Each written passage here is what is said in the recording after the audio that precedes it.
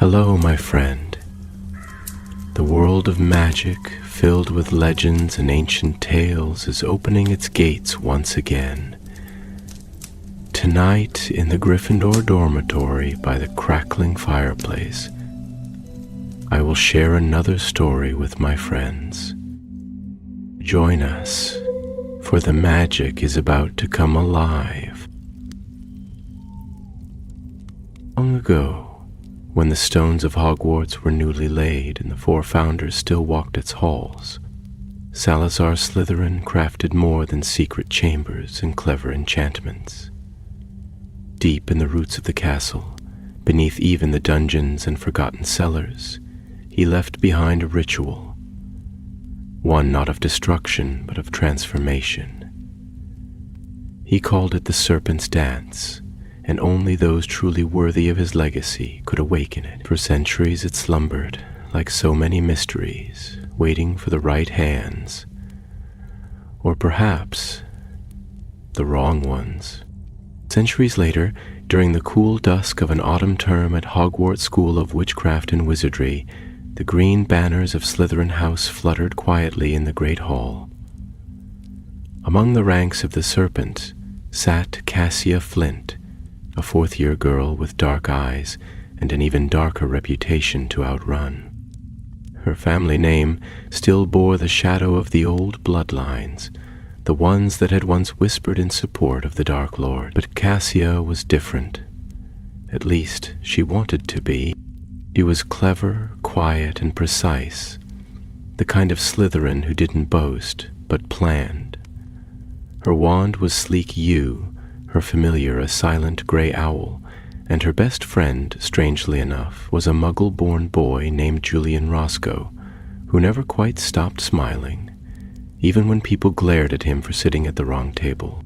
"But," Julian whispered one night as they sat in the Slytherin common room, where green light shimmered through the glassy walls, reflecting the lake beyond. "You ever notice how the older students keep talking about the lost steps?" Cassia raised a brow. "The what?" Julian leaned forward, lowering his voice. "There's this old staircase that only appears during storms. 4th corridor, near the potions wing. They say it leads somewhere not even the professors know about. Some say it's just a trick. Others say it's Slytherin's real legacy." Cassia frowned, curious despite herself. "And where did you hear this?" "Ignatius say." "From Mercat." He grinned. "6th year. Weird teeth. Smells like cat hair." Cassia rolled her eyes, but tucked the name into the back of her mind. She'd heard whispers, too, about chambers that weren't the chamber, about traps, trials, and dances no one remembered how to perform. The next night, thunder rolled across the sky, shaking the high towers of the castle. Rain slashed at the windows, and like moths drawn to flame, Cassia and Julian crept out beneath the flickering torches, cloaked and silent. The 4th corridor was darker than usual, the stones damp and the portraits dozing in their frames. At the far end, past a tapestry of a mermaid battling a shark in a tutu, they found it. A narrow staircase spiraling down, which hadn't been there before. It looked older than the rest of the corridor, its stones cracked with ivy and time. No magic flickered around it, no spells hummed in the air. It was as if it had simply been waiting. "Water you?" Julian whispered.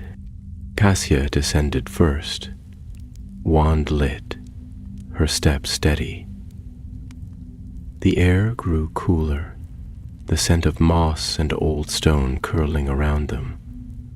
Down and down they went, until the steps opened into a circular chamber carved from black stone, its walls lined with snake-shaped columns, and a single silver basin in the center. Upon the far wall, carved into the stone, were 7 serpents, each twisted into a different knot. Beneath them, a line of ancient runes pulsed faintly. Cassia approached. She could read the old tongue. Her family had made sure of that. Only the true-blooded mind and the untainted heart may call the serpent forth. Dance not in greed, dance not in pride, for the serpent sees what lies beneath. Julian frowned. What's the serpent's dance? I think it's this. Cassia pointed to the floor, where a pattern of tiles spiraled outward from the basin, glinting faintly in green and silver. It's a ritual, maybe a spell, maybe a key. Julian stepped onto the first tile, and the room trembled. The serpents on the wall glowed faintly, and a whisper rose in the chamber, not of voice, but of memory. A hiss, ancient and slow. Cassia grabbed his arm. That was stupid. I thought it might start something, he said sheepishly, and it did. A circle of light surged from the basin, and a ghostly figure coiled upward, not solid but shimmering with magic. It was a serpent, vast and elegant, with eyes like molten emeralds and a crown of ghost fire curling behind its head. Its voice slithered into their minds. Who dances the old dance? Who calls Elerith from the sleep of centuries? Julian backed away, but Cassia stood firm. Her voice was low but steady. I am Cassia Flint, of Slytherin House. I seek understanding. The serpent tilted its head, mist curling from its fangs. Then you must dance, child of Flint. But know this, the dance awakens more than memory. Magic once sealed now stirs. Should you falter, the castle itself shall bleed. With a hiss like rising wind, the serpent vanished back into the basin, leaving only a trail of pale light glowing across the tiles. Julian exhaled. Well, that wasn't in Hogwarts a history. Cassia's hands were shaking, not from fear, but from anticipation. Something ancient had looked at her and not turned away. The old blood ran deep, but her heart was her own. And the serpent had woken the following morning. The sky over Hogwarts was heavy with clouds, a slate-gray ceiling that promised another day of storms. Yet inside the castle, the usual hum of lessons, laughter, and shifting staircases carried on as though nothing unusual had stirred the night before. In the Slytherin common room, hidden beneath the lake and cloaked in its greenish gloom, Cassia Flint sat hunched over an old volume of Hogwarts lore, her quill tapping anxiously against the page. Julian sat across from her, chewing his toast with the casual confidence of someone who had already decided not to worry, even if he probably should. I've searched every book I could sneak out of the restricted section, Cassia muttered. There's nothing in them about the serpent's dance, not even a footnote. But this... She tapped her wand against a passage written in curling script. Mentions a sealed chamber beneath a potions wing that was forgotten after the castle's foundations shifted in the 12th century. Some believe it was a failed experiment by Salazar Slytherin. Others think it was a trap. Julian raised an eyebrow.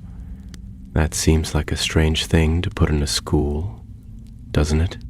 Stranger than a basilisk sealed behind a sink, Cassia said dryly. Point taken. She turned the page and narrowed her eyes. There, between a scrawl about enchanted wells and the history of self-cleaning cauldrons, was a diagram. a spiral of tiles that matched the floor of the hidden chamber. There were runes etched around it, the same serpentine script they'd seen on the wall. Though faded, one phrase was still legible. The dance must be learned before it can be ended. Julian leaned in. You think it's a spell, some kind of magical sequence? Maybe, Kasha replied, or a test. It's Slytherin's work.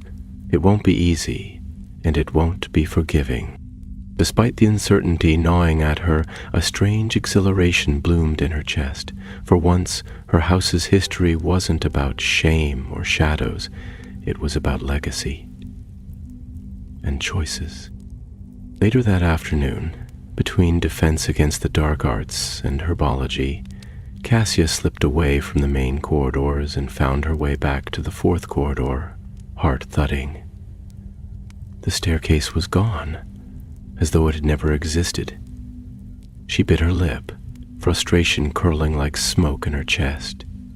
But when Julian joined her, carrying a crumpled piece of parchment he'd borrowed from the library's deeper shelves, everything changed. This was tucked in a history volume, he said, smoothing it on the wall. It's written in Latin and parcel tongue, like the runes. It says, "The way below opens to the serpent's own." I think it needs a password.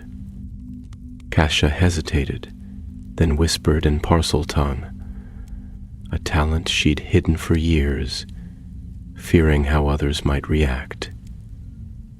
Open. The wall shivered. A groan echoed through the stone, and the staircase reappeared, unfurling like a black ribbon into the depths. They descended again, wands lit, and returned to the circular chamber, now cloaked in silence, but the basin still pulsed faintly, and the 7 serpent carvings glimmered with pale light. Ashes approached the tiles, following the faint trail left behind by the spectral serpent. As she stepped carefully from one tile to the next, nothing happened at first. But on the 4th step, the tile glowed brighter, and a sharp hiss filled the chamber. The stone beneath Julian's foot cracked. Just a little, and the basin flared with emerald light. The spectral serpent Alarith surged from the basin again, its form coiling above them like a cloud of shimmering smoke. 2 step where one must tread. The dance is not for fools. Heed the path or pay the price. Cassia felt the hairs on her neck rise. Only one person is meant to complete it, she whispered. That's why it's not activating properly. Julian stepped back, holding up his hands. I didn't know. Do your thing. She nodded and focused, following the pattern more carefully now. With each tile, the glowing serpents on the wall flickered to life, one for each successful step. When she reached the 7th tile, all 7 carvings blazed, and a soft hum filled the chamber, as though the stones themselves were singing. A low tone echoed from the walls, and something clicked. New passage opened beyond the chamber, narrow but unmistakably there. Asha turned, her face pale but determined. It worked. I don't know how, but it worked. This isn't just a spell, it's a path, a trial. They stepped through the opening together, the door closing silently behind them. The new corridor curved downward, and the air grew warmer, thick with enchantment. Faint torches flared to life as they passed, lighting their way in flickering green. Along the walls were more carvings, snakes in battle, snakes entwined, snakes shedding their skin. At the end of the hall lay a chamber much grander than the first. Its ceiling arched high above, and the floor was a perfect mirror, reflecting the torchlight in eerie spirals. At the center stood a pedestal, and upon it rested a glass orb the size of a bludger. Within the orb swirled silver mist and green fire, dancing together in hypnotic rhythm. Cassia approached it slowly, runes curled around the base. She read them aloud, her voice barely above a whisper. To take is to awaken.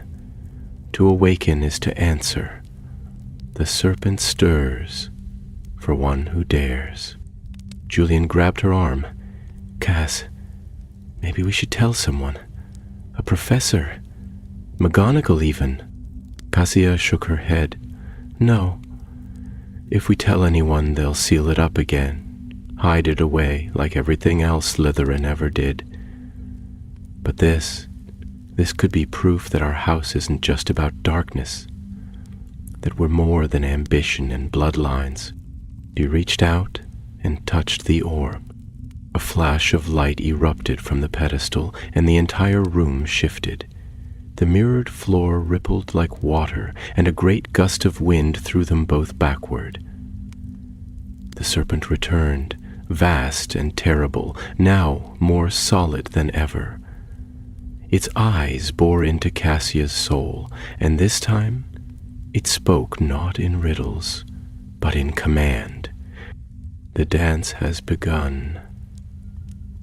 One must finish what was started, or Hogwarts shall fall. And just like that, the chamber darkened. The darkness that followed the serpent's words was thick and total, not the simple absence of light, but a shadow that seemed to press against the skin, alive and listening. Cassia's breath caught in her throat as she strained to see through the blackness. She heard Julian moving beside her, a scuff of a shoe, a quiet curse, and then the sharp whisper of a Lumos spell. A pinprick of light bloomed at the end of his wand, just enough to reveal their surroundings. Or rather, the lack of them. The mere chamber was gone. They now stood in a stone passage, narrow enough that their shoulders brushed the cold, slick walls. The air was damp, tinged with the scent of old metal and deep water.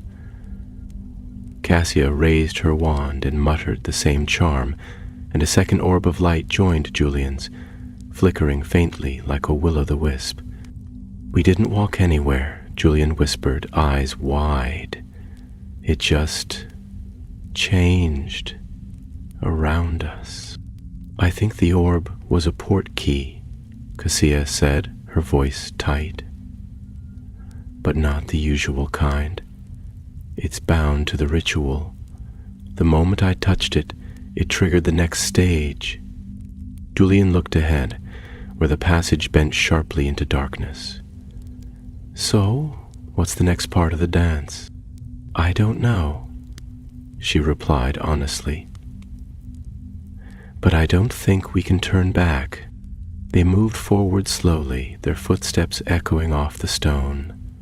The corridors seemed to pulse with magic, faint at first, then steadily stronger, like a heartbeat in the bones of the castle.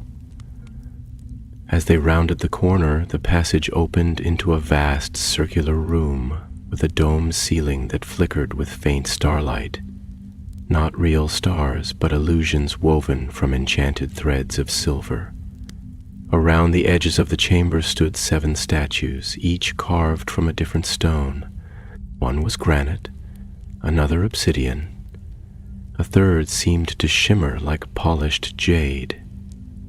They were all serpents, and each held something different in its mouth.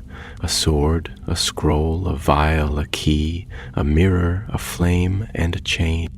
At the center of the room, inscribed into the floor, was the same spiral of tiles from the first chamber. Cassia stepped to the edge cautiously. The pattern was different now, more complex, with symbols etched into each stone. Some bore runes she recognized. Others showed simple images: a feather, a skull, a tree, an eye, a flame, and a lightning bolt. voice filled the room. Not Alarith's, but a deeper, older voice, as if the stones themselves were speaking. Knowledge, power, truth, sacrifice, loyalty, vision. To dance is to choose. Cassia turned in a slow circle, reading the carvings on the statues more closely. Below each was a word, ancient and sharp-edged, but she understood their meanings without needing translation. These were tests, each one representing a part of the dance and a part of Slytherin's legacy. "We're supposed to pick one," she said slowly. "One path, one test." Julia's brow furrowed. "How do you know?" Look." She pointed to the symbols beneath the statues. Each statue matches one of the tiles. The spiral is a sequence, but only one sequence leads forward. The others are traps. Slytherin designed this so that only someone who truly understands their own purpose can finish the dance. Jillian exhaled. "That's not terrifying at all." Cassia studied the statues one by one. The statue of flame tempted her first. Its fire seemed to flicker with something beyond light, like a promise, but that felt too easy. The statue of the chain pulsed with darker energy, the kind that bound things tightly, but it repelled her. The scroll, though, knowledge, it called to her in a different way. It wasn't about power. It was about understanding. "I choose knowledge," she said aloud, and stepped onto the tile bearing the scroll. At once, the spiral blazed with green light, and the room shimmered. The statues faded, and a new archway opened in the wall opposite them, carved with the same runes as before. The voice returned, softer this time. "A step taken. 6 remain. Beware, seeker, for every truth has a price." Julien whistled. That didn't sound ominous at all. The next room was colder than the last. The walls were lined with shelves, each crammed full of thick tomes, parchment scrolls, and old crumbling journals. A massive hourglass stood in the center, its sand glowing faintly, and beside it, an open desk with a quill hovering motionless above a piece of parchment. As they entered, the hourglass flipped on its own, and the sand began to fall. A new inscription glowed on the wall. "Prove what you know. Speak only truth. A lie, and the dance ends." Cassia stepped forward and examined the parchment. A question was already written in black ink. "What is the oldest magical law that binds wizard kind?" Her pulse quickened. She remembered reading about this in a book on magical ethics. It was a simple phrase, often overlooked. Magic must serve life, or it will destroy it. She spoke the words aloud, and the quill scratched them down of its own accord. The hourglass pulsed, and the sand quickened. Another question appeared. Who was the first wizard to tame a basilisk? She frowned. That one was trickier. Not Slytherin. At least, not directly. The legend named Herpo the Foul, a dark sorcerer from ancient Greece. She gave the answer, and the quill again recorded it. One by one, the questions continued, on magical history, arcane symbols, ancient spells, and obscure magical theory. With each answer, the sand in the hourglass flowed faster, and Cassia's brow beaded with sweat.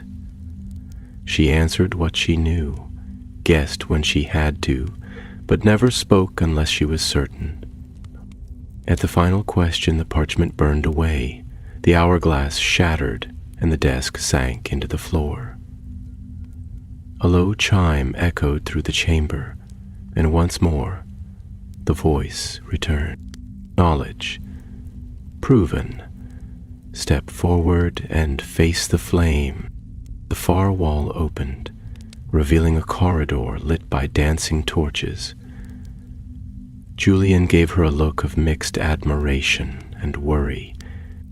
I would have failed by question 3, he admitted. How are you even doing this? Cassia gave a small, tense smile. Because I've always known I was supposed to prove something. Maybe not to everyone else, but to myself. They moved on, stepping into the corridor, where the torches flickered with green and gold flame. At the end lay a new chamber, this one wilder, less symmetrical, as though it had been carved by dragons rather than humans. And in the center stood another pedestal, this time with 2 objects upon it, a silver serpent-shaped dagger and a black sealed scroll.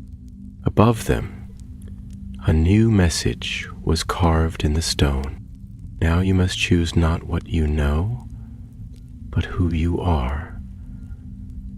The chamber was unlike the others, older somehow, as though the very stones remembered a time before Hogwarts bore its name. The walls were uneven, the ceiling veined with silvery mineral-like veins in a dragon's wing, and the air was thicker here, charged with something more than magic. It felt like judgment. At the center, on a broad pedestal of dark marble, the silver serpent-shaped dagger gleamed faintly under the fire beside it. The black scroll sat coiled like a sleeping snake, sealed with a wax emblem that bore no house crest, only a single eye, wide, unblinking, and ancient. Cassia approached slowly, aware of Julian's silence behind her. He had grown quiet ever since the last trial, watching her with an expression not quite fear, not quite awe. Her fingers hovered above the objects, and once again the voice that guided the dance echoed around them, soft and steady. To know is not enough. One must choose. Cassia's eyes flicked between the dagger and the scroll. She didn't need to be told that each represented a different path. The dagger was obvious, a tool of action, perhaps even violence. Slytherin's cunning was not without its sharper edge, after all. The scroll, by contrast, suggested restraint, perhaps secrecy, knowledge kept instead of unleashed. Julian stepped beside her. You think this is about what kind of Slytherin you are? Cassia nodded slowly. I think it's about what kind of person I am. What I value when everything else is stripped away. Her hand moved at last, not to the dagger as her blood might have urged, but to the scroll. It was cold to the touch, the wax seal warm beneath her thumb, and the moment she lifted it, the dagger turned to ash. The scroll unfurled in her hands, the text appearing as though written by invisible ink catching fire. The serpent sees, the serpent remembers. Only those who choose silence over steel may reach the next step. The ground beneath their feet rumbled, and the chamber's back wall cracked open, revealing another downward stair. Without a word, they followed it, descending further still into the bowels of the castle, where the torches burned bluer and the stone began to change. Gone were the black slabs and serpentine carvings. Now the walls were smooth and glass-like, reflecting their movements in warped, shifting echoes. Cassia's reflection in the wall walked just slightly out of step. She blinked, frowned, and slowed her pace. Julian didn't seem to notice, his gaze fixed ahead. "Julian," she said, her voice cautious, "does anything feel off?" He stopped and glanced back, eyes narrowing. "The walls, maybe. The light. Some things." Before he could finish, the ground vanished beneath them.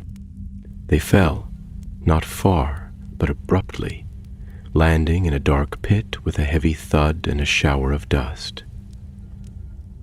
When Cassia scrambled to her feet, she found herself alone. The corridor, the reflections, Julian, all gone. She spun, wand raised, but saw only shadow. A flame sparked to life on the wall ahead of her, then another, until she stood in a narrow hallway lit by a line of torches, leading to a tall stone arch inscribed with the serpent mark. She stepped through. The space beyond was another chamber, but this one was nothing like the others. It was smaller, intimate, its walls lined with polished black mirrors, and in the center stood a single stone chair. Upon it sat Cassia Flint, or rather, a reflection of her. The other Cassia watched her with a calm, unreadable gaze.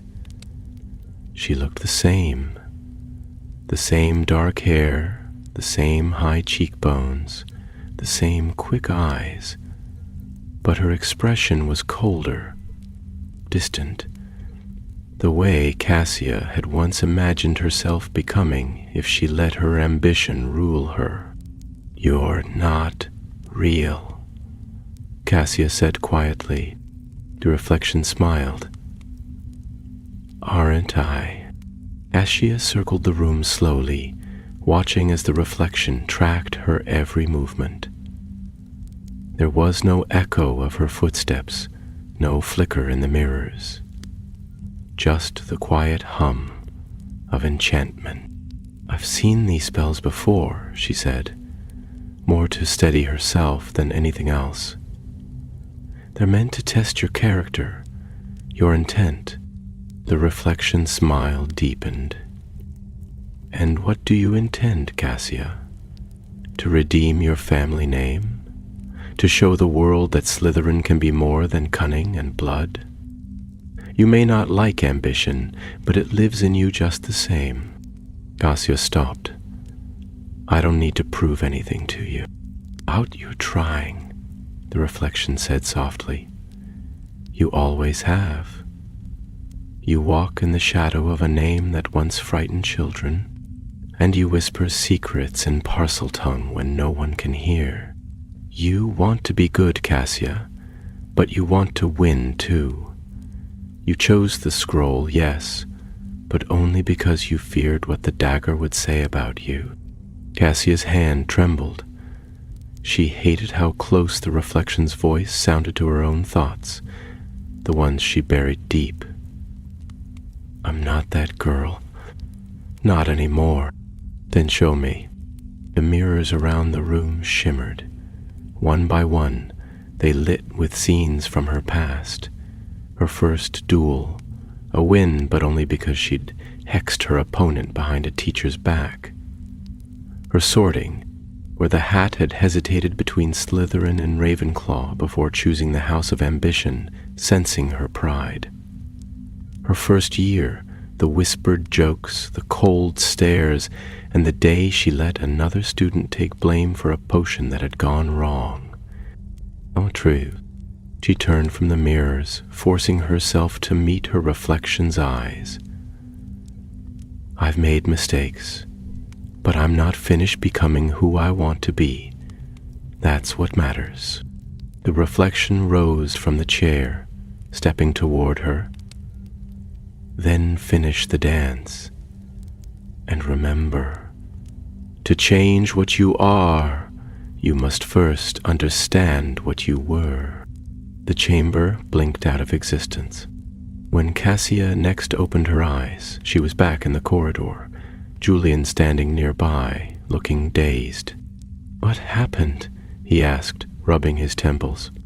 Something I needed, she said softly, glancing once behind her, though the door was gone. They walked on, silent for a time, until the corridor opened into a vast cavern, far older than any part of the school above. Here the stone glittered with veins of emerald, and high above a series of arches supported a circular platform. In its center stood a single statue, not of a serpent this time, but of a man in long robes, one hand outstretched, the other clutching a staff of coiled silver. Salazar Slytherin. Julian whistled under his breath. Looks taller than I imagined. Cassia stepped forward, heart thudding. At the statue's base, another inscription gleamed. To complete the dance, one must speak, not to the serpent, but to the founder. Cassia had seen portraits of Salazar Slytherin in books and school corridors, always looming and dark-eyed, draped in ancient green robes stitched with runes, but none had felt as real, as present, as this statue. It stood easily 3 times her height, the silver staff glinting faintly even in the low, green-tinged light of the cavern, and his face, carved with such precision it seemed almost to breathe, was neither cruel nor kind, but watching, waiting. She approached the base slowly, her wand casting a narrow beam of light that flickered against the emerald-veined stone. Julian remained a few paces behind, instinctively quiet, his earlier chatter stilled by the gravity of the moment. Beneath the statue's feet was an inscription in ancient runes, similar to those she had translated before. As she stepped closer, the script shifted, rearranging itself into English, as if acknowledging her presence. He who would master the serpent must meet the gaze of the founder, speak the truth, and awaken the path. Speak a lie, and let silence bury the name. Cassia felt a strange chill crawl down her spine. She turned to Julian, her voice hushed. I think this is the final step, or close to it. He's going to ask something that matters. Julian nodded, his voice low. And if you lie, I don't think the chamber lets liars leave. She faced the statue, took a deep breath, and said clearly, I am ready. For a heartbeat, nothing happened. Then the air changed. The light within the cavern deepened, shifting to a richer green, and a faint hum began to rise, like the distant echo of chanting. The statue's eyes began to glow softly, and then the voice came, low and resonant, like the grind of ancient stone, yet strangely human. Pasha Flint. Of my house, born of a name both noble and feared, you walk the dance, you claim knowledge, but do you understand what it means to carry my legacy? Cassia's throat was dry, but she stood her ground. Your legacy isn't power alone, it's vision. Ambition, yes, but also the will to shape the world, the courage to walk alone if need be. The statue was silent for a long moment. Then it spoke again. Many have claimed such wisdom. Few have proven it. You were given the choice of blade or scroll. Why did you choose silence over strength? Cassia hesitated. She could say what she thought the founder would want to hear, about restraint, about discipline, but that would not be the truth, and she sensed that deception would not end in mercy. Because I've seen what the blade becomes, she said at last. My family chose it again and again. It brought them fear and power, but no peace. I chose the scroll because I wanted to build something instead of breaking it. The silence that followed was heavier than before. Even the hum of magic paused, as if the very air were weighing her words. Answer, the statue said finally, and not without danger. But truth is the first stone of legacy. You speak not to gain favor, but to change fate. Very well. A low grinding echoed through the cavern, and the base of the statue began to descend, revealing a narrow spiral staircase cut directly into the stone. A warm golden light shone from below, far brighter than anything they had yet seen. Julian took a half-step forward, glancing down into the unknown. I suppose that's the next bit, then? Kazia nodded, her heart beating faster. The final step. They descended in silence, the stairs winding downward in tight circles until the air grew warm and dry, like the inside of a forge. The stone gave way to polished black marble, and the spiral opened into a final chamber, circular like the first, but radiant with enchantment. In the center stood the serpent, Ellerith, now fully formed, no longer spectral but tangible, coiled around a pool of shimmering green liquid that seemed to ripple with magic itself. Its emerald eyes fixed on Cassia as she stepped forward, and this time its voice did not echo but spoke aloud, rich, clear, and ancient. You have walked the dance of the serpent, child of flint. You have chosen knowledge over violence, truth over vanity. But one task remains. It lowered its head slightly, eyes narrowing. The dance awakens power sealed long ago. That power now flows through the veins of this castle, unless it is bound again, willingly and with purpose. It will consume the roots of Hogwarts. Magic shall bleed. The halls shall break. Cassia felt her stomach twist. I didn't mean to awaken anything. I just wanted to understand. And you have, said Ellerith. But understanding brings consequence. You must now make the final choice. From the liquid pool, a form began to rise. A small, heart-shaped crystal, glowing with swirling silver and green light. It floated gently in the air between them, thrumming softly with power. This is the heart of the dance, Ellerith said. A seed of the magic Slytherin left behind.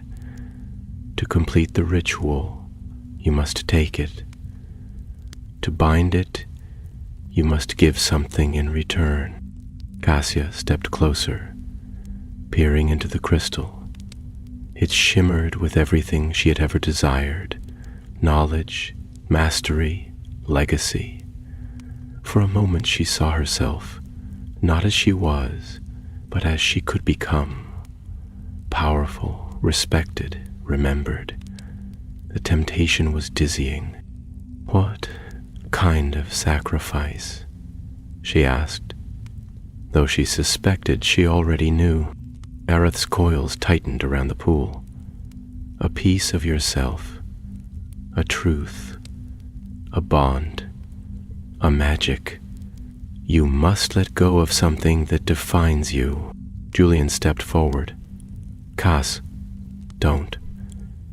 You don't owe this place anything. She looked at him, really looked, and saw in his eyes everything they had shared over 4 years of quiet friendship. Laughter in forgotten corridors, loyalty when no one else stood by her, and the kind of belief she had never earned from her family. And then she knew what she had to give. I choose, she said, her voice steady, to give up my parcel tongue.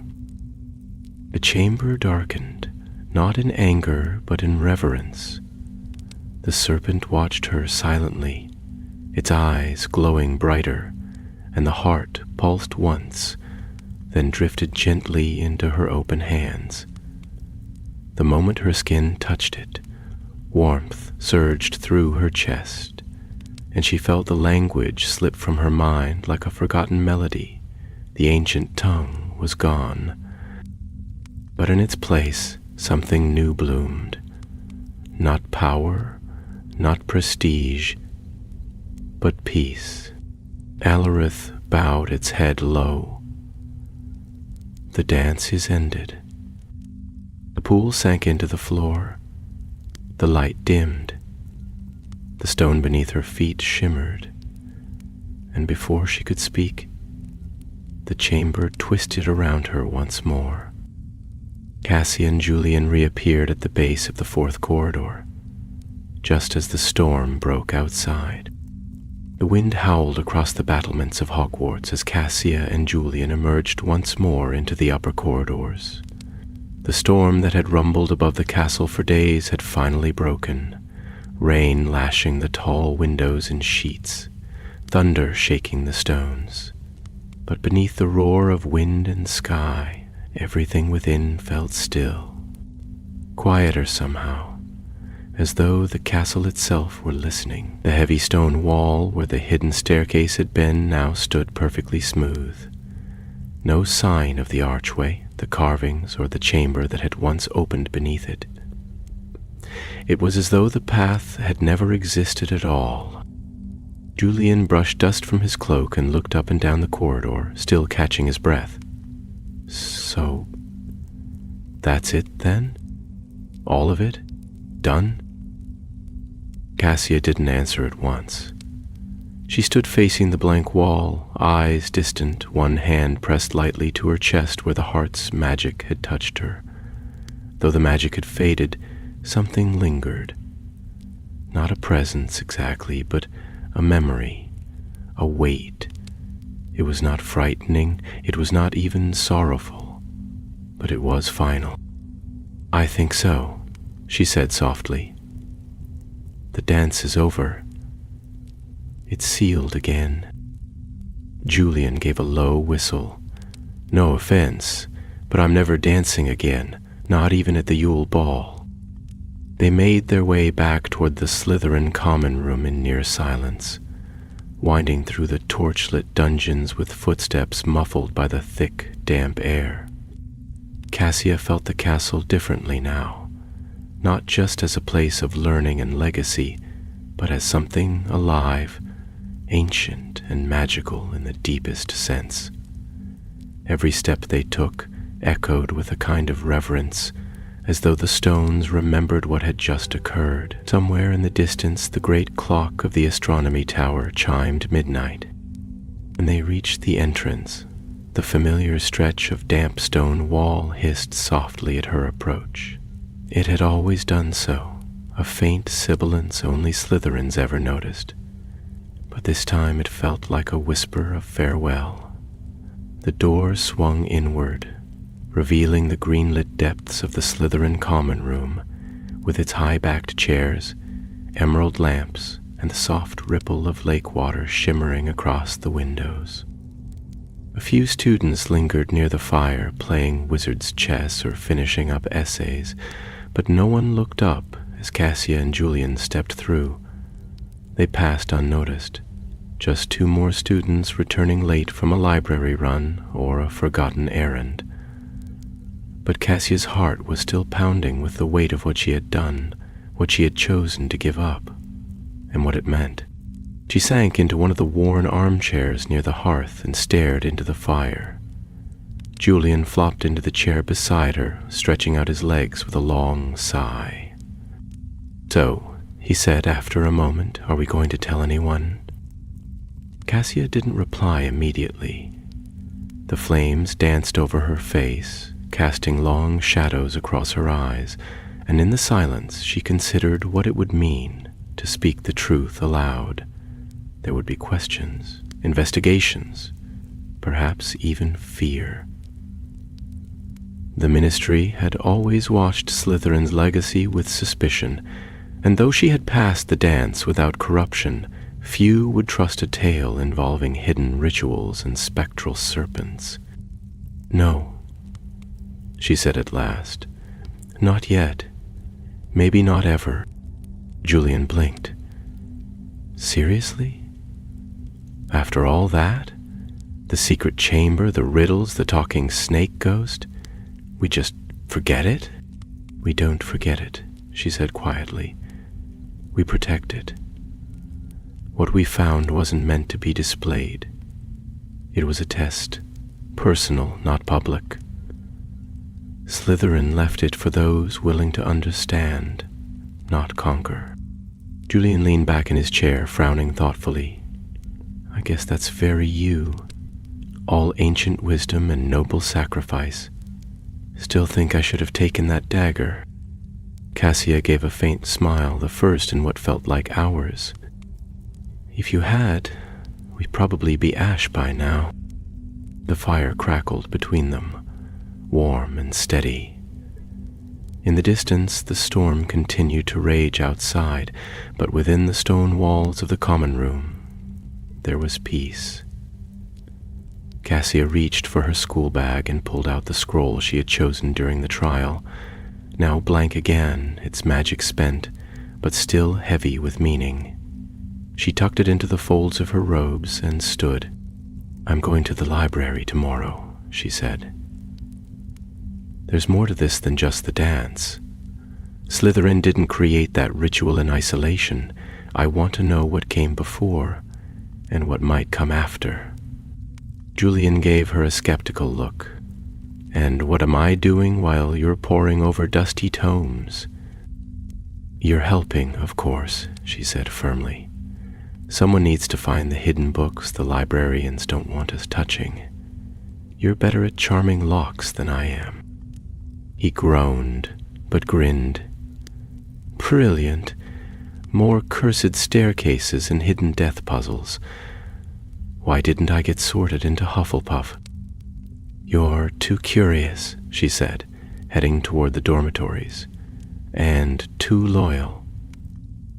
As she climbed the stairs to her room, the events of the night replayed in her mind.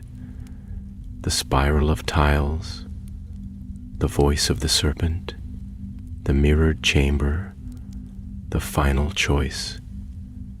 She felt different now, in a way she couldn't quite name. Lighter, perhaps, though not unburdened. The dance had taken something from her, but it had also returned something greater, a sense of clarity, a path forward, and perhaps a chance to remake what it meant to be a Slytherin. She paused at the threshold of her dormitory and glanced back down the quiet stair. Somewhere, deep beneath the school, the serpent slept once more, the ritual complete, the power sealed. But the memory would remain, a hidden truth beneath the castle's foundations, waiting for another who dared to understand, not rule. And as she slipped into bed, the storm beginning to fade to distant thunder, Cassia Flint whispered a promise to the darkness. "But will not let this be forgotten." Morning came softly to the dungeons, with no golden shafts of sunlight or birdsong at the window. Instead, the Slytherin common room woke beneath a steady green glow as light filtered through the lake, casting shifting patterns on the floor.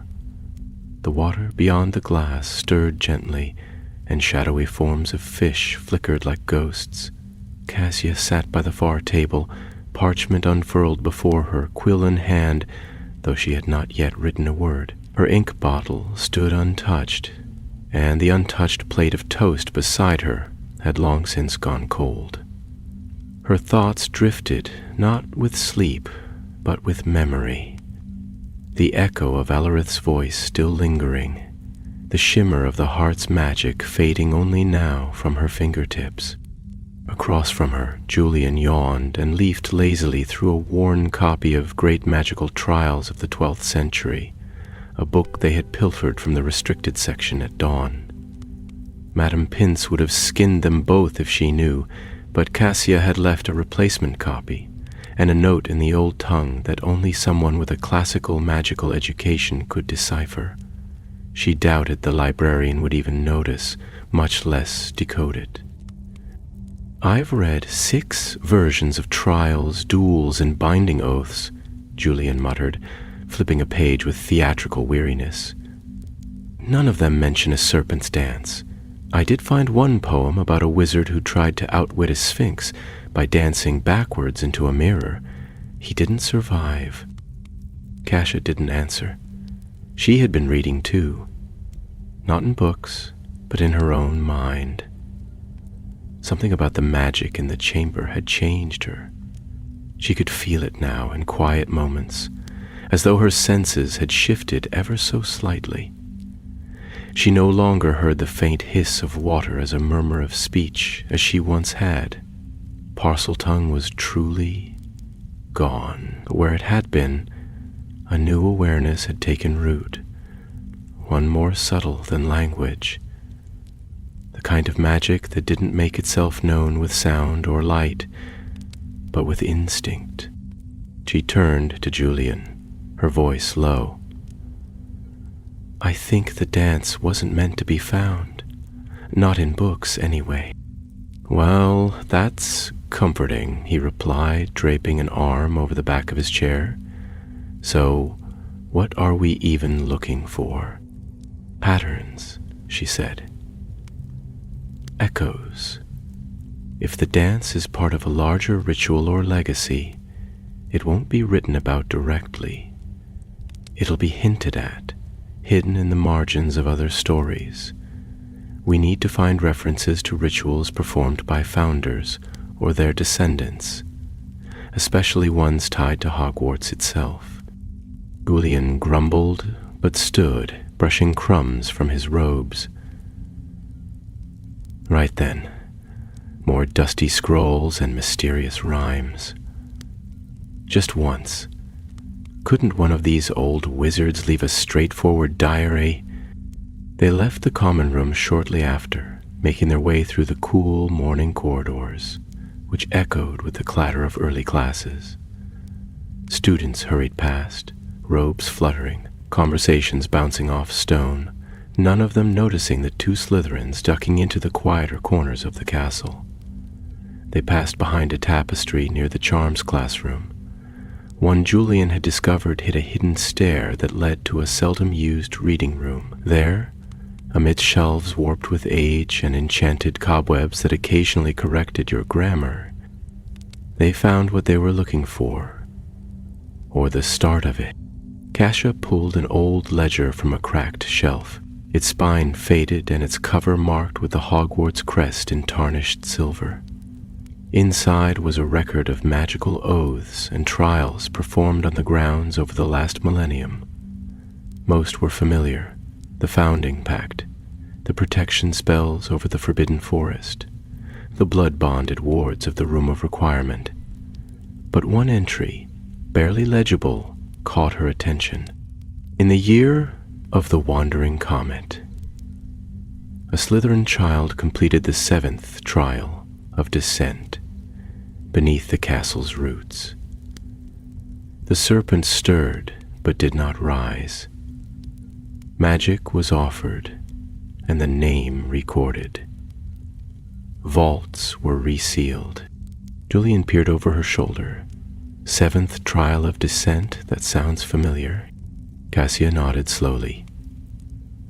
Because the first room we entered had 7 serpent knots on the wall. I thought they were part of the decoration, but what if they were markers, steps in a greater ritual, and someone else completed part of it before? Julian added. But the serpent didn't. "They didn't finish the dance," she said, tapping the page. "They stopped before the last step. Or failed." They stared at the page in silence. The ink was smudged, the entry incomplete. No names were listed, no further explanation, but the implication was clear.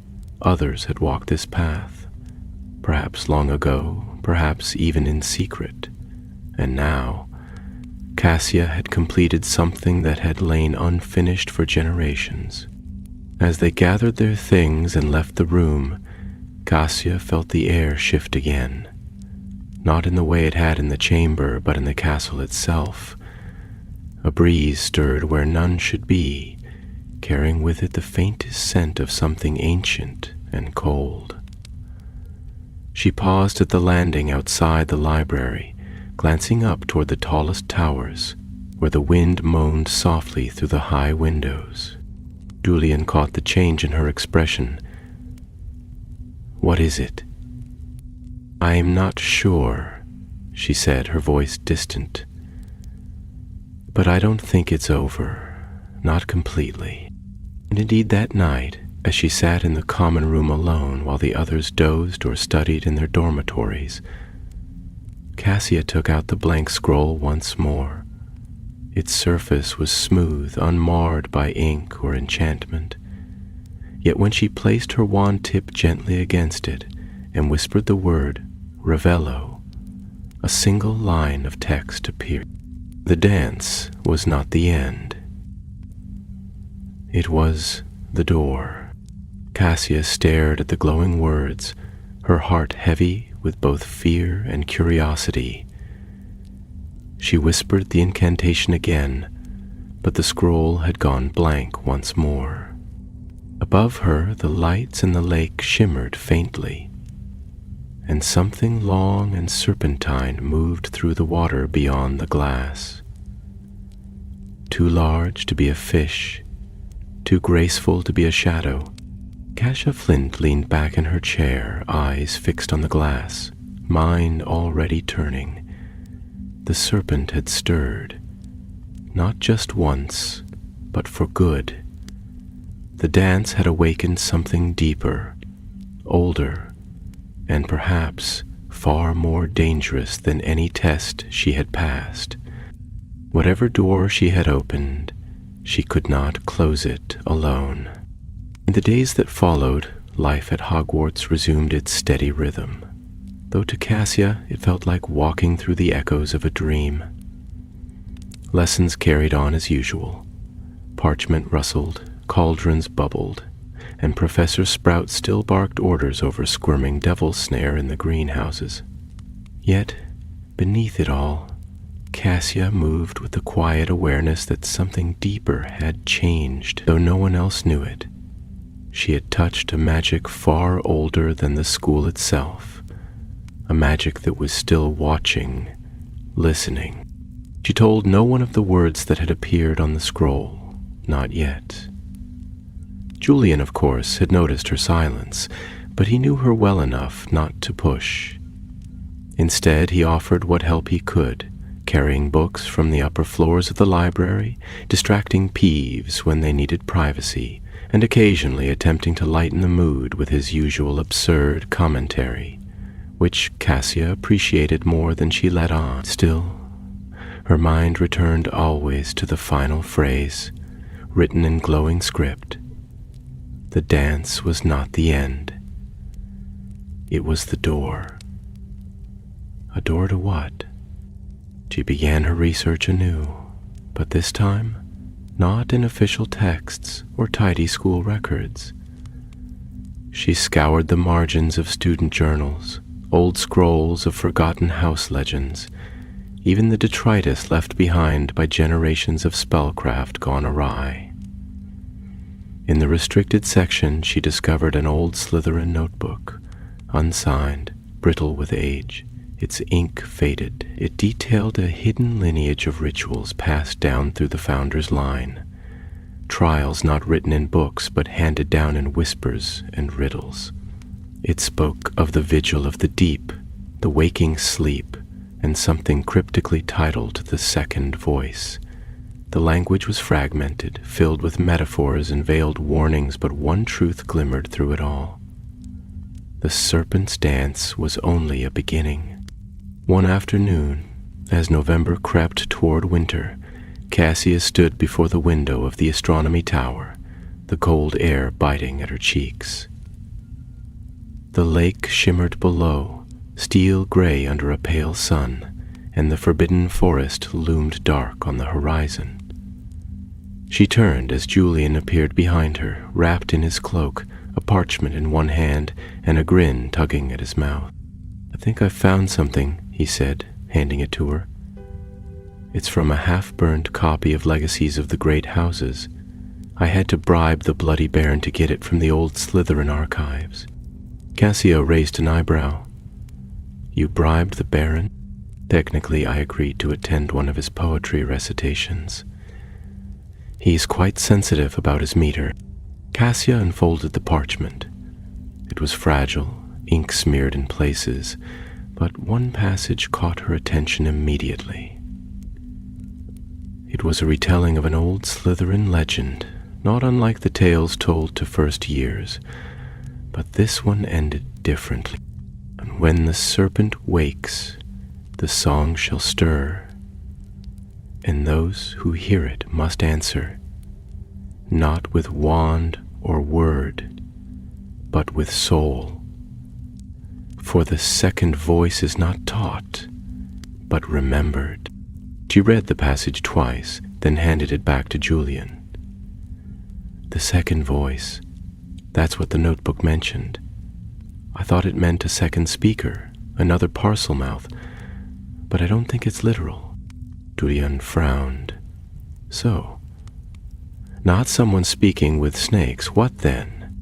"I think it means a kind of magic older than language," she said slowly. "Something instinctive, like a memory that isn't yours, but still lives inside you." The idea was strange, yet not entirely foreign. She had felt it during the dance, not in her mind, but in her magic, in the pull of the tiles, the shape of the ritual, the weight of each choice. It was like following steps in a dream she had never dreamed but somehow knew. The second voice wasn't something to learn. It was something to awaken. That night, Cassia returned to the empty common room after hours. The lamps burned low, and the lake beyond the windows was dark and still. She brought no books, no scrolls, only herself. Sitting cross-legged near the hearth, she placed the blank scroll on the floor and lit her wand. She whispered, "Revelo," but this time nothing appeared. She waited. Minutes passed, marked only by the soft crackle of fire and the slow rhythm of her breath. Then, without spell or signal, the scroll began to glow faintly, not with words, but with a pattern. A series of 7 coiling lines, like serpents chasing one another in a spiral. The image hovered for a heartbeat, then faded. Cassia closed her eyes. She saw a vast cavern, not the one beneath the castle, but deeper, older, where no footsteps had fallen for centuries. She saw a circle of flame surrounding a still pool, and in the pool a figure made of light and shadow. It had no face, no voice, yet it reached for her all the same. And then she heard it, not speech, but song. A hum in the deep earth, woven of stone and water and time. It wasn't parcel tongue. When she opened her eyes, the scroll was gone, vanished, dissolved into ash that scattered on the stones around her like powdered silver. She stood slowly, her heart beating fast. Whatever door the dance had opened was not just symbolic. It had changed the magic that lived within her, rewired her senses in some way she could not fully grasp. And now it had summoned something else, something that waited in the dark, beneath the castle's foundation, beneath even the roots of the founder's enchantments. The second voice was stirring, and it was calling her name. The first snowfall of winter came quietly to Hogwarts, drifting across the battlements like whispers in a forgotten tongue. By morning, the castle grounds lay buried in a pristine white hush, and the black lake had begun to freeze along its shadowed edges. Inside, however, the warmth of enchanted fires and floating candles masked the deepening cold. Students bustled through corridors with scarves and steaming mugs of cocoa, and the air buzzed with the usual pre-holiday energy. Yet for Cassius Flint, the castle's familiar cheer only deepened the quiet unrest coiling within her. The scroll's disappearance, its transformation into ash and symbol, had not surprised her. If anything, it had confirmed what she had begun to suspect. The ritual had not ended with the serpent's dance. It had only shed its skin. What had been a series of tests was becoming something deeper, a passage into a forgotten form of magic that could not be written, only remembered. Cassia found herself watching everything more closely, the patterns in the frost along the windows, the rhythm of footsteps in the corridors, even the way her wand felt in her hand. There were moments now when she caught the faintest sense of being observed, not in the way a person might watch her, but in the way a place watches, as if the castle itself were aware of her steps. She shared only pieces of this with Julian. He remained by her side, loyal, curious, occasionally maddening, but she sensed he was growing more wary. He had never asked for this depth of mystery, and while he was brave, he was also wise enough to fear what he couldn't explain. When she told him of the symbol on the scroll, he had frowned deeply, tapping his wand against his leg in a rhythm she recognized as a sign of unease. "Be this second voice," he had said. "It's not something we can study or research. It's not even magic the way we know it. It's something older." Cassia had nodded. "It's like a song I didn't know I knew. It's not in my wand. It's in me." Julian had said nothing to that, only stared out across the lake for a long while, his breath misting in the cold air. She had not pressed him further. It was not until the week before the holidays that the next sign appeared. Cassia was walking back from the greenhouse, her boots crunching softly through the snow, when she felt it again. That flicker of presence, like something brushing the edge of her thoughts. She paused at the base of the castle steps and looked up. The sky was the color of pewter, heavy with more snow, and not a soul stirred on the ground. But there, half buried by the drift, something glinted at the foot of the steps. It was a stone. Smooth and flat, its surface etched with a mark she had seen only once before, in the vision from the scroll. A spiral of serpents. She bent and picked it up. It was warm.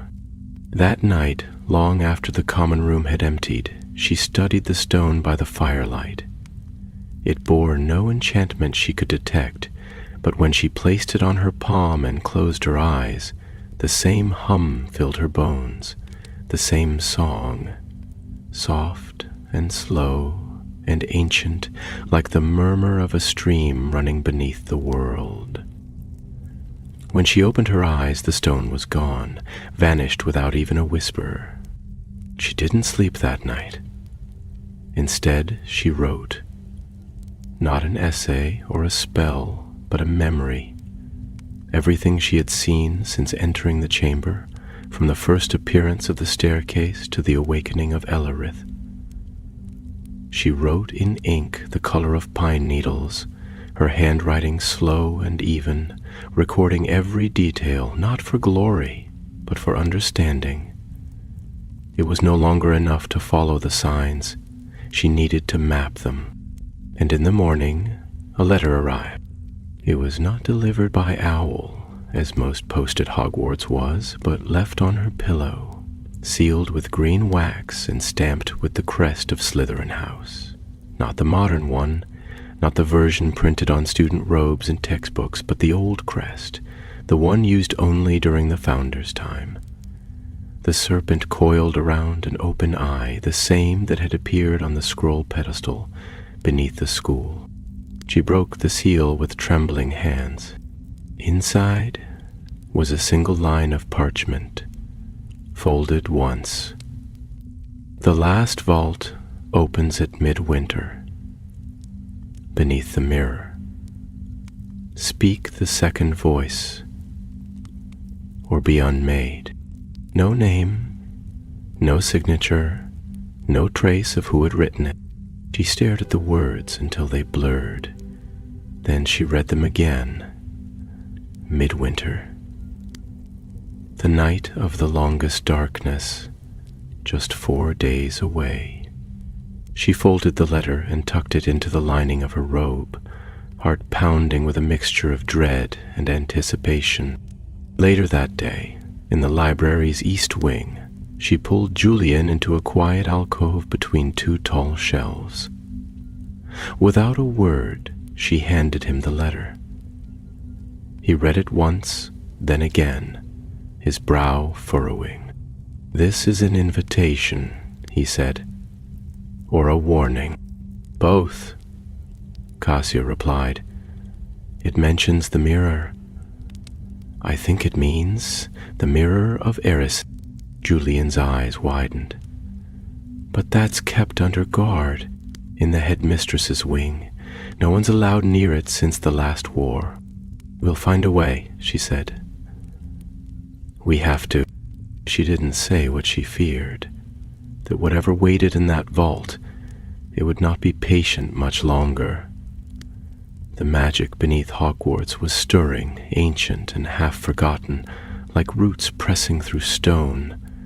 If they did nothing, it might rise uncontrolled, reshaping everything in its path. That night, Cassia stood at the window of her dormitory and watched the snow fall in silence. The lake below was still as glass, and beneath it, something vast and coiled turned slowly in sleep. She could no longer hear its voice, not in words, but its presence sang in her blood. The dance had ended, but the song had begun. The days that followed passed like the slow turning of a key in a lock, deliberate, inevitable, and tense with anticipation. Hogwarts was awash with festive cheer as midwinter approached. Great wreaths of holly and ivy adorned the staircases. Enchanted snowflakes fell in the great hall without melting, and students murmured excitedly about the upcoming feast, yet even beneath the laughter and clatter of goblets and cutlery, there was a hush that Cassia could feel threading through the castle's deeper stones, a stillness that had nothing to do with the holiday and everything to do with what waited in the dark. Cassia and Julian spent every spare hour preparing, though neither of them truly knew what they were preparing for. The letter's warning echoed in her mind at every turn. Speak the second voice, or be unmade. What would happen if she failed to answer the call? What lay in the final vault beneath the mirror of Erised? There were no more books to turn to, no scrolls tucked away in forgotten archives. This final piece of the puzzle, she sensed, could not be solved with ink or theory. It had to be felt, spoken from the part of her magic that had awakened when the scroll had vanished into ash. On the evening of midwinter, a frost deeper than any they had yet seen crept along the windows of the Slytherin dormitories. Cassia sat in silence at the edge of her bed, lacing her boots with careful fingers, her wand resting across her lap. Julian stood by the door, cloaked and pale, his usual bravado buried beneath the weight of what they were about to attempt. Neither of them spoke. They did not need to. The time had come. They slipped through the dungeons like whispers, guided by memory and a map Julian had sketched from overheard conversations and borrowed schematics. The route to the headmistress's wing was not marked on any student chart, but Cassia had passed it once by accident in her second year, while chasing a lost owl down the wrong hallway. The stone stair that led to the locked chamber was hidden behind a tapestry of a Hungarian horntail, dancing clumsily with a gnome. With a whispered unlocking charm and a swift tug, the tapestry swung aside, and the stones gave way to a tight spiral stair that smelled faintly of candle wax and old secrets. They climbed in silence, the sound of their footfalls muffled by the ancient stone. At the top, a single heavy door stood closed, framed by silver filigree that shimmered in the torchlight. It bore no handle, only a blank surface and a small plaque etched in Latin. Cassia read it softly, translating under her breath. Only those who seek with unclouded heart may see, beyond their own desire. The mirror, Julian whispered. It's here. Cassia pressed her hand to the stone. It felt cool beneath her skin, and for a moment nothing happened. Then a soft chime rang through the stairwell, and the door melted away like mist. The chamber beyond was circular and high-ceilinged, its walls lined with dark glass. In the center stood the Mirror of Erised, tall and ancient, its golden frame carved with runes so fine they shimmered like dust. The surface was veiled in shadow, and though Cassia stepped close, she saw no reflection. "I thought you'd see your heart's desire," Julian murmured, standing just behind her. "Not tonight," Cassia replied. "Tonight, it's a door." She stepped past the mirror and drew her wand, not to cast a spell, but as a conduit. The hum that had lived in her blood since the dance stirred once more. It vibrated through her fingertips, pulsing not from the wand, but from her. She closed her eyes and breathed. There was no incantation, no word in Latin, Greek, or Parcel tongue. The second voice was not meant to be spoken, it was meant to be felt, to be lived. So Cassia reached inward, toward the space left behind by the magic she had given up, and let the hum rise. In a note, soft and pure, filled the air. It was not a song made of sound, but of intent, a tone of memory, of legacy, of choice. The chamber shifted, the mirror pulsed, and slowly it rippled like water. A crack opened in the glass. From behind it came light, green and silver, ancient and wild, spilling out like dawn through fog. The crack widened, became an arch, and beyond it, stone steps curved downward. Descending into a vault no one living had entered in century. Julian looked at her, eyes wide. "You did it." Cassia nodded once, already stepping through. The air inside the vault was heavy with enchantment. Runes drifted like motes in the air, glowing softly as they passed. The stair spiraled lower, carved of a stone that shimmered faintly, as though stars were trapped within. At the base lay a circular chamber, its floor inscribed with the same 7 serpent knots she had seen before. But this time it was complete. The lines fused into a single, unbroken sigil. At the center of the floor stood a pedestal, and upon it a crown. It was not made of gold or silver, but of serpentine crystal, translucent and flickering with light from within. It was delicate, yet powerful, carved with patterns of twisting vines and fangs. Cassia approached slowly and the hum within her grew louder, no longer a whisper, but a chord, resonant and clear. "This isn't just about the founders," she said aloud. "It's about inheritance.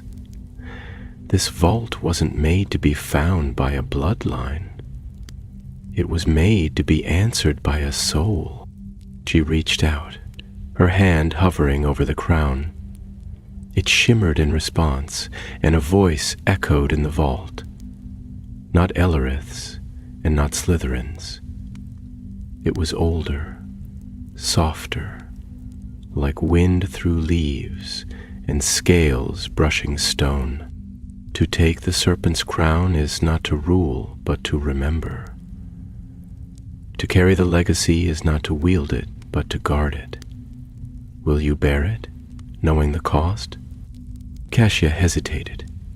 She thought of her family name, of the fear and silence it had carried. She thought of the serpent's dance, of the language she had given up, of the scroll that had burned to ash in her hands.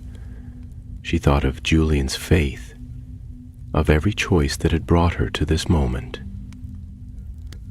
And then she reached out and touched the crown.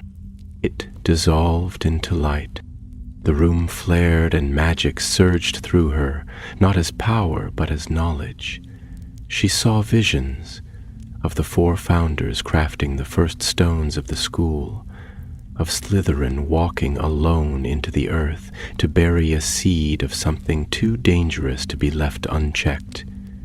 She saw generations of students who had brushed against the edge of the dance, who had turned away, failed, or been broken by it. She saw the vault sealed again and again, waiting for someone who could not only pass the trials, but understand them. And then it was gone. Cassia opened her eyes and found herself standing alone on the pedestal. The crown was no longer there. But something had changed. The vault was closing. The runes dimmed. The light faded. The mirror behind them began to mend. Julian caught her hand as the stair reappeared, and together they ran back toward the closing arch. They passed through the mirror just as the final crack sealed behind them. Back in the tower, the air had grown still. The mirror once again reflected only themselves. No light, no door, no song. Just their own faces, pale, quiet, and changed. The following day dawned in silence, with a sky so white it seemed as though the world itself had forgotten color. The lake lay frozen and still, veiled by low-hanging mist, and the snow-covered grounds bore no footprints, but those of owls winging their way toward the castle, with parchment clutched in their talons.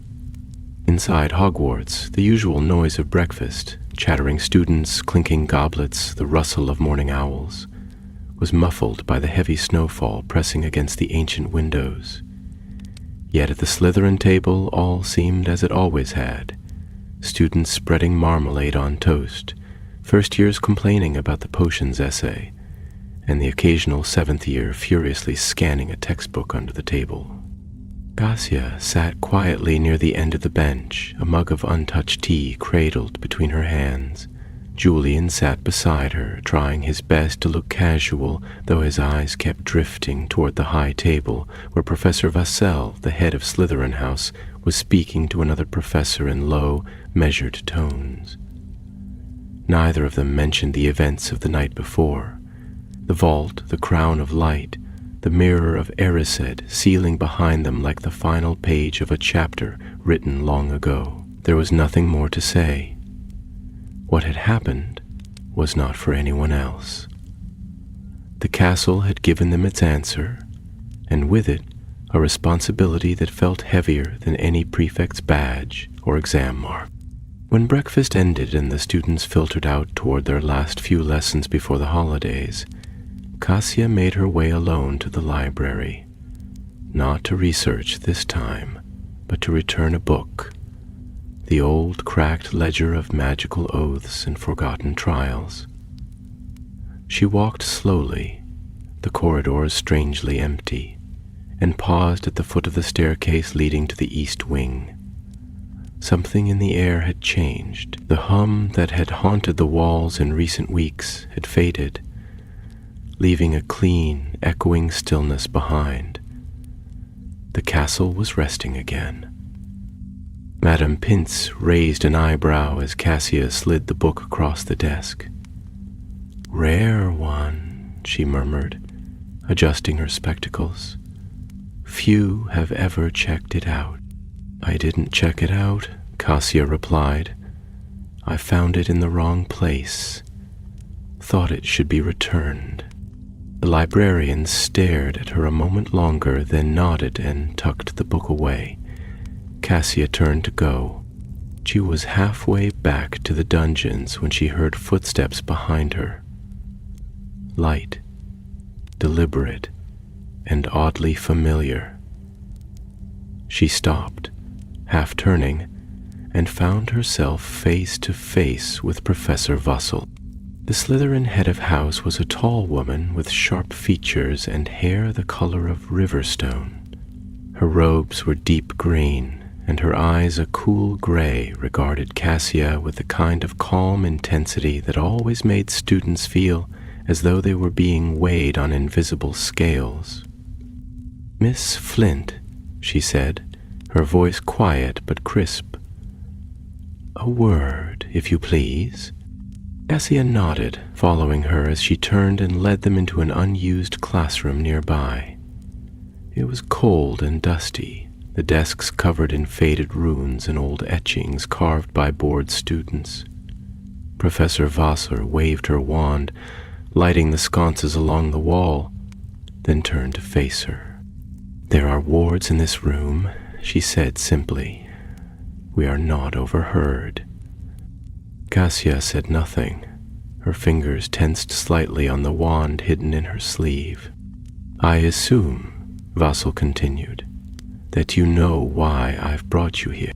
Cassia hesitated, then answered, "Because I did something that shouldn't have been done." Professor Vassal's lips curved faintly, not in amusement, but in acknowledgement. "No, Miss Flint, because you completed something that has waited a long time to be finished." She stepped closer, her expression still unreadable. "The mirror has not stirred since the last war. Not even Albus Dumbledore could fully divine its secrets. But last night, a surge of ancient magic passed through the foundations of this castle, weaving into the protective enchantments like a thread being drawn tight. I do not know all that you found, but I know enough to recognize a legacy when I see it." Cassia swallowed. "You knew about the dance." "I knew of whispers," Vassal said. "The Serpent's dance is not taught, not recorded, but those of us who carry certain responsibilities are told to watch for signs, for patterns. It is said that the dance may return when the house forgets its true nature, and again, when one of its own remembers. You remembered." Cassia frowned. "I thought I was the only one."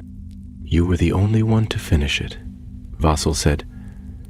"Many have touched its edge over the centuries. Most turned back. A few were lost. You passed where others failed, and in doing so, you altered the shape of our house's future." Cassia lowered her gaze, unsure what to say. She had expected punishment or at least reprimand, but this acknowledgement was heavier in its own way. "Why didn't you stop me?" she asked quietly. "If you knew, because some doors must be opened from the inside," Vassal replied, "and because Slytherin House has too long been defined by the worst of its stories. We needed someone to rewrite them. The room fell silent for a long moment. Then Professor Vossel reached into her robes and withdrew a small silver pin, shaped like a serpent coiled into a spiral. It was ancient, the metal worn smooth by time, and it pulsed faintly with magic. "It is not a reward," she said. "It is a sign. Those who carry this mark are not rulers, but stewards. Guardians of knowledge too old for books, too powerful for politics. You will never be formally acknowledged for what you've done, but the castle will remember." Cassia took the pin, her fingers brushing the cool metal. She felt its hum echo through her skin, the same quiet note that had guided her through the vault. "Thank you," she said softly. Vossel inclined her head. "You may return to your dormitory. And Miss Flint, happy midwinter." Cassia turned to go, tucking the pin into the folds of her cloak, her steps slow and thoughtful. When she reached the common room, the fire was burning low, and Julian was already waiting with 2 mugs of warm cider and a look that said he knew, without asking, that something had changed again. They sat by the fire as snow fell outside, the lake glinting faintly behind the windows, and for the first time in a long while, Cassia felt the weight in her chest ease. The serpent had danced, the vault had opened, and a path had been set that others might someday follow.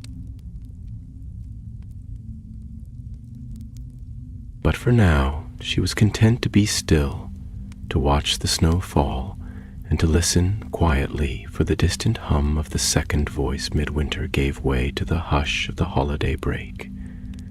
And the castle, though still brimming with magic, fell into its seasonal quiet. Most of the students had returned home, their trunks trundled off by charmed carts, and their laughter trailing behind them like echoes in the snowy air. Only a handful remained behind, those with no families to return to, or who preferred the comfort of Hogwarts to the cold, uncertain world beyond its walls. Cassia was among them, by choice rather than necessity, and so was Julian, who claimed he had simply grown too fond of the kitchen elves' treacle tart to leave. With the school nearly empty, they wandered its corridors freely, moving like shadows beneath the high arches and ancient windows. They passed by the suits of armor that now slept standing, the paintings that murmured quietly in their frames, and the tall staircases that no longer rushed to shift beneath frantic footsteps. There was peace here now, a quiet magic that ran deeper than spellwork, the kind that came from story and memory, from choices made and paths closed. Cassia spent long hours in the library's deserted corners, not poring over secrets this time, but reading for herself tales of ancient witches, of magical architecture, of runes shaped by starlight, and the early traditions of wand lore. She had come to love the stillness of these hours, the way the dust floated lazily in the light, and the hush of a place too wise to be silent. Julian often joined her, though more often than not he fell asleep with his nose in a book, snoring softly and muttering half-formed spells in his dreams. One evening, a few days before the new term was to begin, they sat together beneath the great window in the astronomy tower, watching the stars wheel slowly overhead. The sky was perfectly clear, and the moon cast a pale silver glow across the grounds. From this high perch, Hogwarts looked timeless, a sleeping giant wrapped in frost, dreaming of its 1,000 years. Julian leaned back on his elbows, his breath fogging in the cold. "It's strange, isn't it? Everything's the same. Same halls, same books, same lessons. But it's not the same at all. Cassia nodded. It won't be. Not for us. He glanced sideways at her. Do you think anyone will ever know what happened? I mean, really know? I don't think they're meant to, she said. The dance wasn't about showing the world anything. It was about answering something older than any of us. A question Hogwarts was asking and only Slytherin could answer. Or someone willing to become more than what the house has been. Julian was quiet a moment, then grinned. That's rather poetic. Been reading too many epic ballads? Cassia gave him a look. I'm being serious. Oh, am I? He replied, and nudged her shoulder. You've changed, Cass. Not in a scary, I command ancient serpent magic sort of way, just deeper. She looked out across the dark expanse of the lake, its surface smooth as glass. Beneath it, she knew, the last echoes of the serpent's magic still lingered.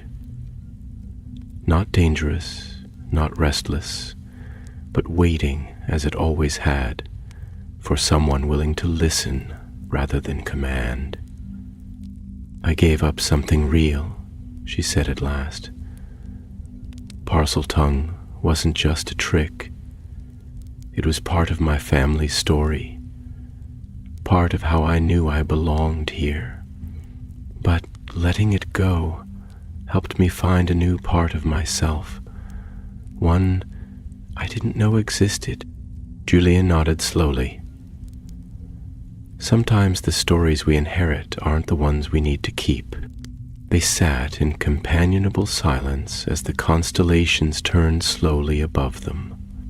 Somewhere in the west, the castle's bells chimed once, marking the hour, and far below a candle flickered in one of the staff towers, like a signal to the stars.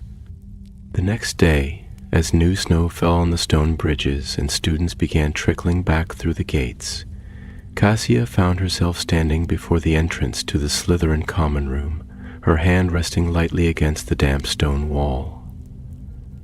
The familiar sibilant whisper rose to greet her, a sound only Slytherins could hear, but it was quieter now, more subdued, not weakened but softened, as if the house itself had shifted even slightly in response to what had passed beneath its crest.